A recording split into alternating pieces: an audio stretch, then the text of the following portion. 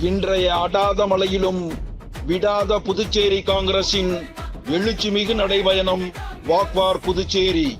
ஜனவரி 25 ஞாயிற்றுக்கிழமை இன்று காலை உருளையான்பேட்டை பகுதியில் புதுச்சேரி காங்கிரஸ் தலைவர் வைத்தியலிங்கம் எம்பி மற்றும் முன்னாள் முதல்வர் நாராயணசாமி தலைமையில் வாக்வார் புதுச்சேரி எழுச்சிமிகு நடைபயணம் கொட்டும் மழையிலும் தொடர்ந்து நடைபெற்று வருகிறது.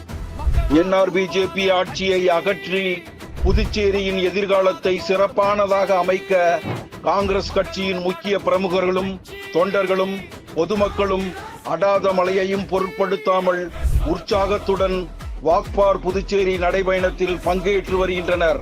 புதுச்சேரியின் ஒரே நம்பிக்கை காங்கிரஸ்.